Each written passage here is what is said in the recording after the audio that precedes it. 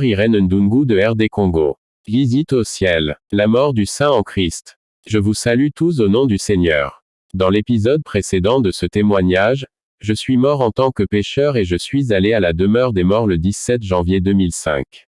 J'ai témoigné de ce qui s'est passé quand un pécheur est mort dans son péché.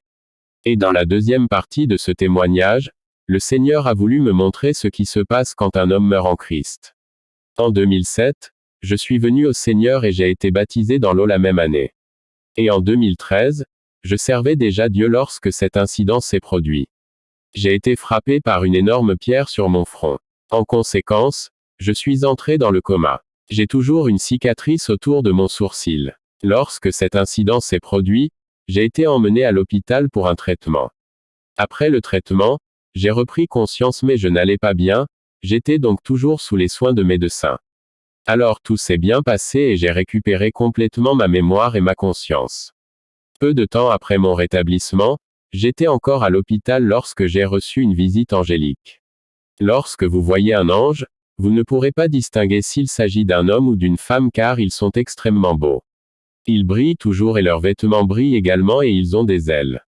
L'ange du Seigneur me dit, « Irène, nous sommes venus te faire une visite, préviens donc ta mère. » J'ai dit, « Maman, les anges du Seigneur sont là. Ils sont venus m'emmener en voyage. » Ma mère a répondu, « Au nom de Jésus-Christ, tu n'iras nulle part. » En fait, il y avait beaucoup de gens autour de moi quand ces anges sont arrivés, mais personne ne pouvait les voir sauf moi.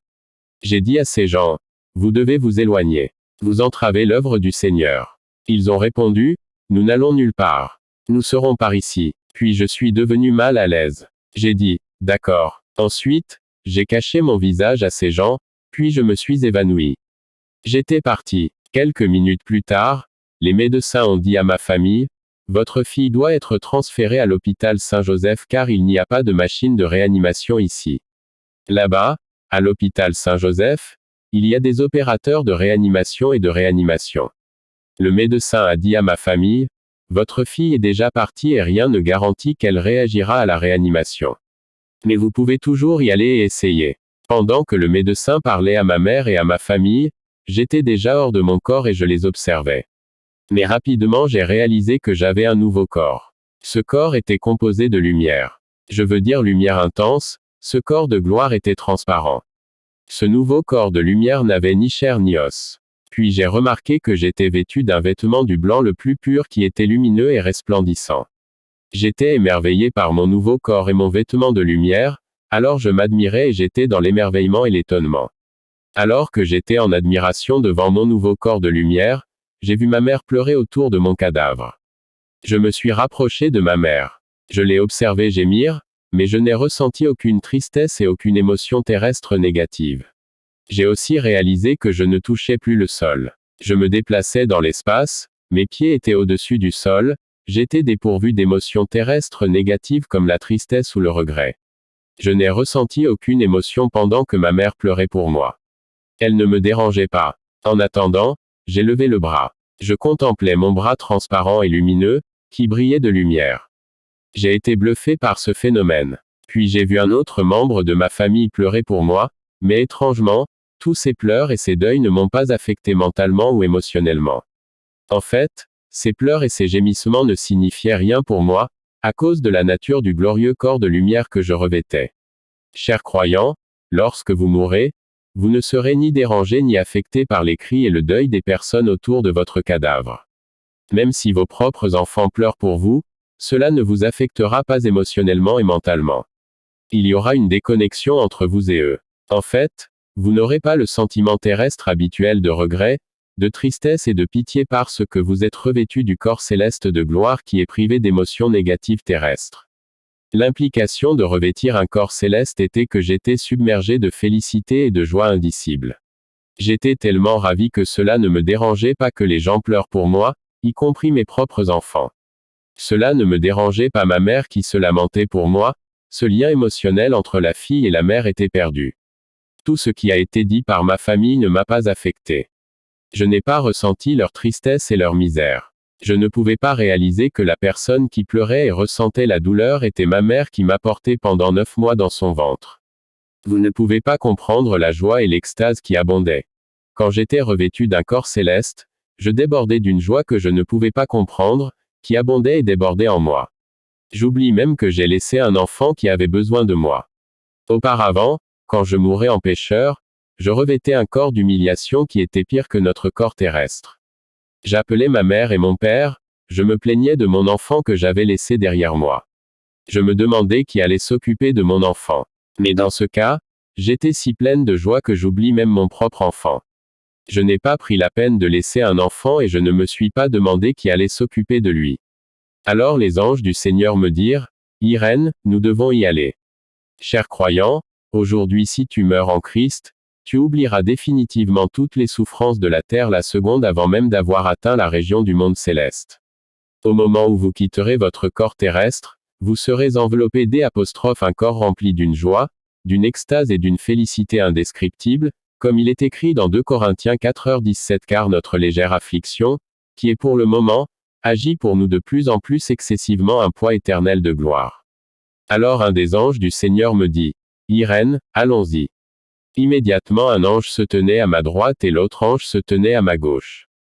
Puis nous sommes sortis de l'hôpital. Et pendant que nous sortions, j'ai vu le véhicule qui avait été appelé par ma famille pour transférer mon corps à l'hôpital Saint-Joseph pour la réanimation. Peu de temps après avoir quitté l'hôpital, j'ai vu un escalier partant de la terre et atteignant le nuage dans le ciel. Nous nous sommes tenus autour de cet escalier, et tout à coup, un nuage nous a entourés. Et nous commençâmes à monter l'escalier à grande vitesse. Nous naviguions à une vitesse prodigieuse, j'étais submergé d'une joie transcendante dans ce corps de gloire. Je regardais et j'admirais mon glorieux vêtement resplendissant. En fait, ce corps que j'avais s'appelle le corps de gloire. Il est écrit dans Philippiens 3h21, qui transformera le corps de notre humiliation pour qu'il devienne conforme au corps de sa gloire, selon l'action de sa puissance, même pour s'assujettir toutes choses. Laissez-moi vous dire que nous n'obtenons pas ce corps de gloire quand nous mourrons. Mais au moment où nous recevons le Seigneur Jésus-Christ dans notre cœur comme Seigneur et Sauveur, nous devenons une nouvelle création et nous recevons un nouveau corps de gloire. Il est écrit dans Jean 3/5 si Jésus répondit, en vérité, je vous le dis, si un homme ne naît d'eau et d'esprit, il ne peut entrer dans le royaume de Dieu. Si ce qui est né de la chair est chair, et ce qui est né de l'esprit est esprit. Lorsque nous sommes nés de nouveau, nous sommes devenus une nouvelle création et nous recevons ce corps de gloire transparent et resplendissant. Je veux dire, comme vous êtes en Christ, vous avez déjà le corps de gloire, parce que vous êtes une nouvelle création, bien que vous ne puissiez pas le voir. C'est après avoir quitté ce corps de chair que vous le verrez. Il est écrit dans 1 Corinthiens 15h40 il y a aussi des corps célestes et des corps terrestres. Mais la gloire du céleste est une, et la gloire du terrestre est une autre. Laissez-moi vous informer que vous avez déjà ce glorieux corps de lumière, bien que vous ne le verrez qu'après la mort. Au-dessus de ce corps céleste que nous avons lorsque nous sommes nés de l'Esprit, nous avons également reçu un vêtement brillant du blanc le plus pur. Le jour où vous êtes nés de nouveau, vous avez reçu du Seigneur Jésus-Christ un vêtement d'une blancheur la plus pure. En effet, vous êtes vêtus d'un vêtement blanc, et vous avez l'obligation de garder ce vêtement céleste pur et sans tache. Mais chaque fois que vous péchez et que vous ne confessez pas vos péchés, vous devez comprendre qu'il y a une tache ou de la saleté sur votre vêtement blanc. Il est écrit dans Apocalypse 22h13-15 Je suis l'alpha et l'oméga, le commencement et la fin, le premier et le dernier. 14 Heureux ceux qui mettent en pratique ces commandements, afin qu'ils aient droit à l'arbre de vie et qu'ils puissent entrer par les portes dans la ville. 15 Car dehors sont les chiens, et les enchanteurs, et les fornicateurs, et les meurtriers, et les idolâtres, et quiconque aime et fait le mensonge. Chers frères et sœurs, si votre vêtement est sale, vous allez devoir confesser votre péché. Nous avons continué à monter et finalement, nous sommes entrés dans les régions célestes. Nous avons parcouru une bonne distance et nous sommes arrivés à destination. Le nuage qui nous entourait a disparu et nous avons atterri sur la fondation du royaume des cieux. Le sol était doré et le mur qui nous entourait était doré. J'ai vu beaucoup de manoirs. Sur terre, nous utilisons du marbre, mais ces manoirs ont été construits en or et en diamant. Quand nous sommes arrivés au ciel, j'ai cessé d'admirer mon corps de gloire. Mon attention était désormais tournée vers la cité éternelle d'or. J'ai commencé à admirer le magnifique royaume de gloire brillant et doré construit avec des pierres précieuses. Puis un ange nous a dit au revoir. Et je suis resté avec l'autre ange qui m'a dit, Irène, tu as entendu parler du paradis, c'est ça. J'étais dans la félicité, je ne peux pas vous décrire la joie et le sentiment. Laissez-moi vous dire Église, le paradis est réel. Le ciel est une réalité tangible. C'est grand et c'est beau. Puis j'ai vu des maisons d'habitation en construction. Certaines maisons étaient au niveau des fondations, d'autres étaient à mi-chemin de la construction. D'autres maisons ont été abandonnées. Je me demandais qui construisait ces maisons. L'ange du Seigneur m'a dit, ces maisons sont construites par des croyants qui sont encore sur la terre. J'étais confus par la déclaration de l'ange. Comment un croyant sur terre peut-il construire une maison au ciel? Puis, tout à coup, j'ai entendu une voix venant de loin, disant, transmission de matériel. Alors l'ange me dit, Irène, viens voir ce qui se passe. Puis j'ai vu la terre. En effet, j'ai vu un chrétien ouvrir la Bible pour méditer. En conséquence, l'ange du Seigneur qui est chargé de la construction de sa maison a reçu des matériaux de construction. En fait, il y a des anges au ciel qui sont comme signés pour la construction de maisons pour les croyants. Chaque chrétien né de nouveau a un ange chargé de construire sa maison au paradis. Même si 1000 âmes devaient naître de nouveau aujourd'hui, chacune de ces âmes se verra attribuer un ange pour la construction de leur maison respective. La plupart du temps, ces anges ne sont pas occupés parce que nous ne leur donnons pas de matériaux de construction. Au moment où vous commencez à lire la parole de Dieu, vous transférez des matériaux de construction à l'ange qui est chargé de construire votre maison. L'ange du Seigneur m'a dit, la lecture et la méditation de la parole est le premier principe de transmission du matériau de construction. Il est écrit dans Josué 1/8, ce livre de la loi ne s'éloignera pas de ta bouche, mais tu y méditeras jour et nuit, afin de veiller à faire selon tout ce qui y est écrit. Car alors tu réussiras ton chemin, et alors tu auras de bons succès. Alors que l'ange me parlait, nous entendîmes à nouveau une voix disant, transmission de matériel. Lorsque nous sommes allés vérifier, nous avons vu sur terre un chrétien en prière, l'ange du Seigneur a dit, c'est le deuxième principe de transmission des matériaux de construction, vous devez vous engager dans la prière. Vous devez vous consacrer à la prière. Vous devez apprendre à passer du temps en présence du Seigneur. Alors que nous étions encore autour de ces constructions, nous entendîmes à nouveau, transmission de matériel. Lorsque nous regardons la terre, nous avons vu un croyant faire l'évangélisation dans la rue et gagner des âmes, envoyant par conséquent des matériaux de construction au ciel. Mes chers frères et sœurs, vous prétendez être chrétiens et pourtant vous ne lisez pas la Bible. Vous ne priez pas et vous n'évangélisez pas. Comme nous étions dans ce quartier résidentiel, j'ai vu des maisons qui étaient au niveau des fondations et j'ai vu des maisons dont la construction a été arrêtée et des maisons qui ont été abandonnées, malgré le fait qu'il y ait des anges avec la mission de construire ces maisons. Alors que l'ange me parlait d'évangélisation, j'ai de nouveau entendu, transmission de matériel. Ensuite, nous avons vu un croyant sur terre adorer et louer le Seigneur. Bien-aimé, c'était une dévotion et un dévouement personnel, non pas dans l'église mais à la maison. Un chrétien né de nouveau doit apprendre à chanter des chants de louange et d'adoration au Seigneur. Vous devez avoir des chants qui glorifient le Seigneur parce qu'il y a beaucoup de chants là-bas. Bien qu'il s'agisse de chants chrétiens, ils ne glorifient pas le Seigneur mais le malin. En fait, j'ai rencontré le chanteur de gospel frère Alain Moloto qui est décédé récemment.